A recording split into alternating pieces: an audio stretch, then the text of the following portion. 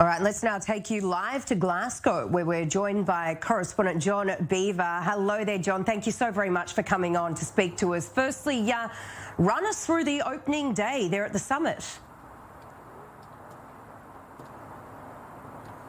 Yeah, so the summit kicked off today and we heard from those in charge. We heard from the COP26 president, Alok Sharma. Now, he warned just how bad things are at the moment in terms of climate change.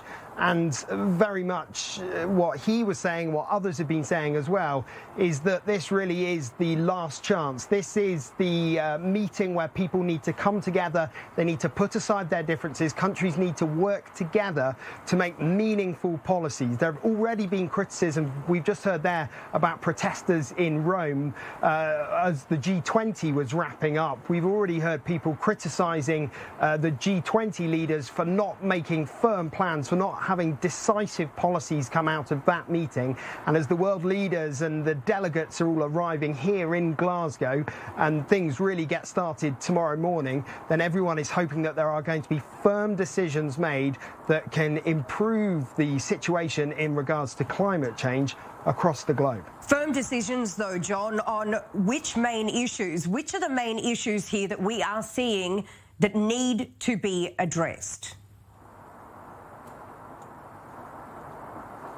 Well, there are some magic numbers that are flying around. These are the ones that we keep seeing wherever we look. Now, those are, the first one is all to do with funding. This is the wealthy nations, mostly Western nations, and are they going to put their money where their mouth is in terms of helping poorer nations who maybe can't afford to turn off their coal-fired power plants and switch to renewable energy? So $100 billion is the target in terms of the money passing from rich to poor to be able to help everybody. Another key target we're hearing, and we've been hearing this for a long time, it's this 1.5 degree rise and making sure that global temperatures don't go above that. And if they do, we've been hearing from a lot of experts who've been warning about lots of very nasty consequences for all involved, to be honest. And the final thing we're hearing is, of course, net zero by 2050. So that's, again, something we've been hearing for a long time, and everyone hoping there are going to be definite policies, definite ideas, so that this turns from just words into actions. Yeah, for sure. But, John, you know, these are clear targets. How much optimism is there actually that these targets can be met, that we can get, you know, the entire globe on board, including these poorer countries that rely on these fossil fuels, that, you know, the rest of the nation, the globe rather, can support these other countries? To be brutally honest, I don't think there is a huge amount of optimism. I've been speaking with climate experts for the last week or so to try and get an idea of what's going to be discussed here and what needs to be discussed. And one expert I spoke to who looks at foreign policy and whether countries are really helping, that she delivered a damning verdict in terms of what's being done at the moment and what needs to be done. So there needs to be a whole-scale shift where countries stop putting their own interests first and start putting the interests of the planet before them. That was her argument.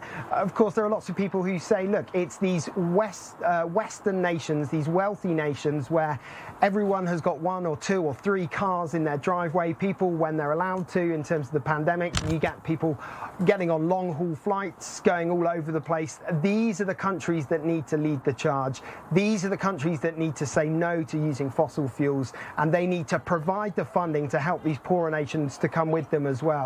I think a lot of people are sceptical that we're going to see these changes, but the climate experts are saying, look, these changes are urgent and they need to be made, otherwise we could be facing a climate catastrophe. And really, really briefly, what are we seeing in terms of security there? Obviously, this sort of thing has to have a mass security presence. Yeah, absolutely. This is the River Clyde behind me. The centre where this is all taking place is just a stone's throw from me here. We've got police boats going up and down. We have helicopters coming over. There's somewhere in the region of 10,000 police from around the UK who are here. They're here not only to deal with protesters who are expected to be here in their tens of thousands, but also to keep all the world leaders safe, because you really do have the most important people from around the world all gathering on this one city in Scotland over the next few days. Well, John, let's hope they can actually make a difference and get us out of this shocking climate crisis. Thank you so very much for coming on.